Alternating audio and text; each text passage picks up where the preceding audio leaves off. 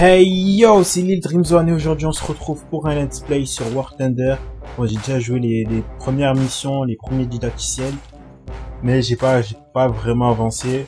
C'est pas vraiment un let's play pour les deux premières missions, mais bon, je vais essayer de recommencer étant donné que j'ai galéré un petit peu. Sur ce, je vous retrouve après l'introduction. Check this out.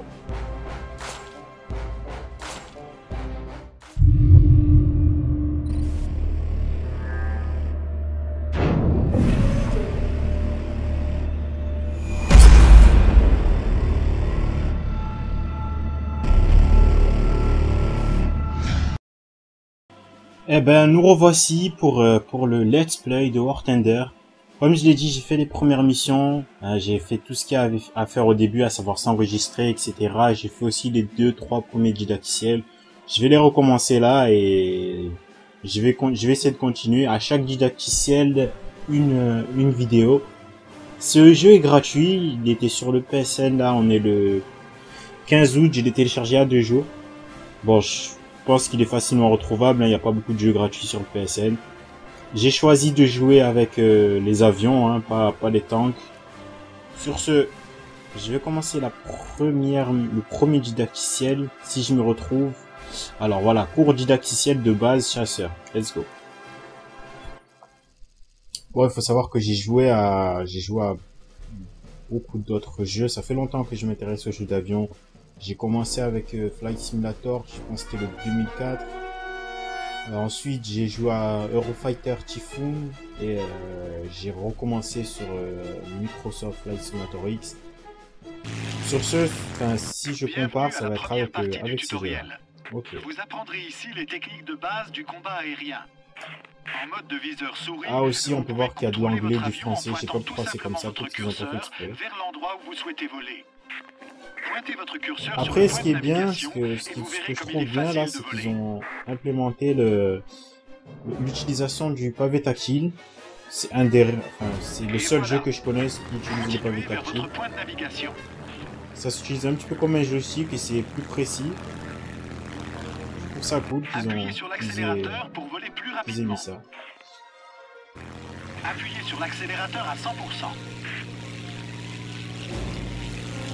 Bon, les contrôles sont pas difficiles, mais c'est beaucoup aidé. Hein, parce que moi j'ai l'habitude de jouer avec les axes, c'est-à-dire quand je tourne à gauche, bah, c'est les ailes qui tournent. Quand j'appuie en bas, c'est l'aile arrière qui s'incline.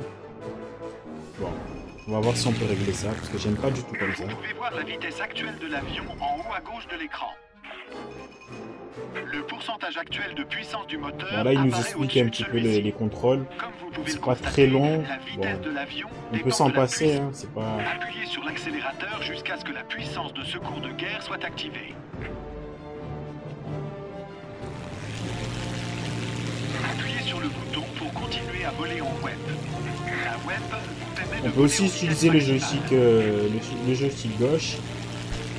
Bon, moi je le préfère étant donné que le pavé il est vraiment trop sensible. Après, je sais pas si on peut régler ça. Chaque mission possède ses propres buts et ses propres objectifs devant être atteints pour gagner. Maintenez la touche carte tactique appuyée pour voir la liste des objectifs atteints, ratés et en cours. Okay.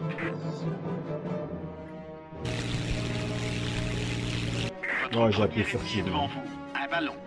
Il est pratiquement immobile. Pour détruire une cible immobile, vous devez viser et tirer dessus. Appuyez sur la touche de mise à feu pour détruire le ballon. Bon, c'est bien fait, hein. Visuellement c'est bien fait. C'est digne d'un Microsoft Flight Simulator X. C'est beau. Bon, après, il n'y a pas beaucoup d'immeubles. Un avion ennemi. Vous voyez le petit objet en face de l'avion ennemi? C'est l'indicateur d'angle de direction.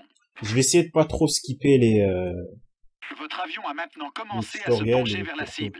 Voir. Vous devez viser la mire sur l'indicateur d'angle de direction.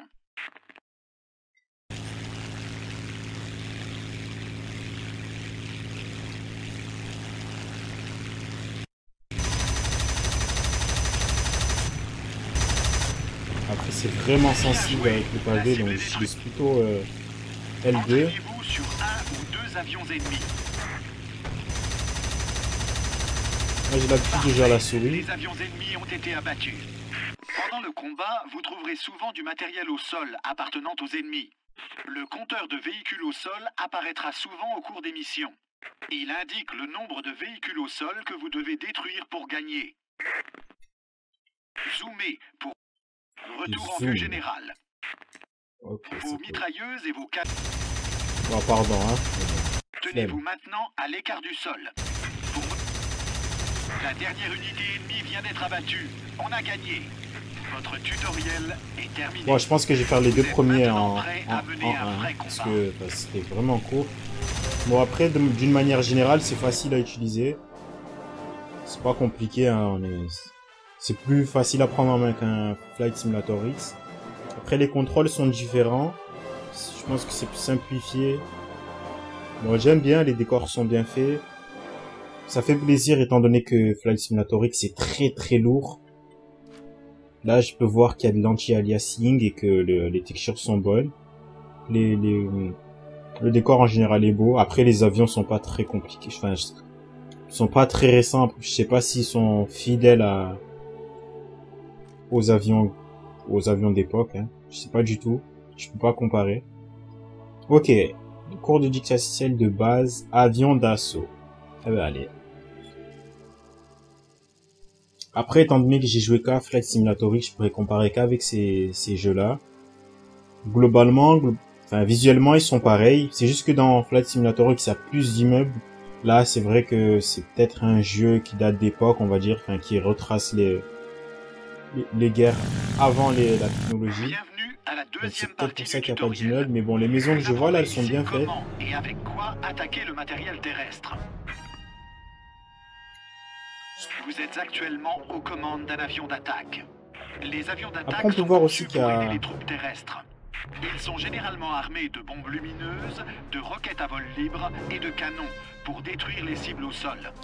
On peut voir aussi qu'il y a des petits problèmes avec la traduction. Il dit attaque alors qu'il y a marqué assaut. Je sais pas, je ne comprends pas. C'est pas très grave, hein, mais bon, c'est des petits détails comme ça là que donc c'est un petit peu gênant, un tout petit peu.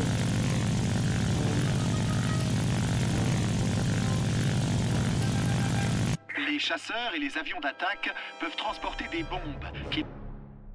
Votre viseur de bombardement vous indique où les bombes tomberont au sol. D'accord.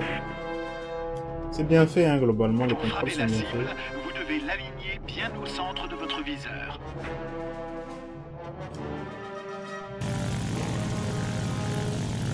Le viseur devient rouge lorsqu'il est correctement placé sur la cible.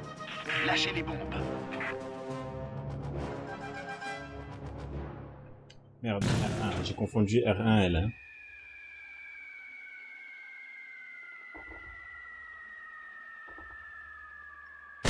Voilà, vous avez touché votre cible. Après, certains diront que c'est pas très bien fait, mais ne vous inquiétez pas, pour un jeu ouvert comme ça et un jeu d'avion, c'est au niveau de Flight Simulator X.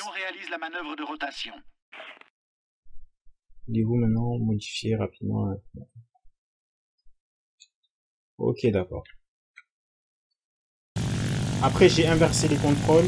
Du coup, moi, quand je pointe le joystick vers le bas, eh ben, la réticule monte, mais de base, c'est pas comme ça. Je préfère comme ça, étant donné que sur Flight Simulator X, c'était comme ça. Ont une faible précision, il vaut mieux en charger plusieurs d'un coup. D'accord. Détruisez les véhicules avec les mitrailleuses, les bombes ou les roquettes. Ça, j'ai galéré à le faire. Toutes les cibles ont été détruites. Victoire. Ouais, j'avais galéré à faire ça. Là, c'était plus rapide. J'avais pas compris. Je pensais qu'il fallait faire juste avec les mitraillettes enfin, juste avec les mitraillettes. Là, c'était rapide. Sur ce, je clôture là le premier épisode du Let's Play de War Thunder. On a 8 minutes. Je pense que c'est déjà bien. Je vais continuer. Enfin, je vais faire les autres didacticiels dans l'épisode 2. Sur ce, on se retrouve pour la suite de ce Let's Play. Épisode 2. Peace.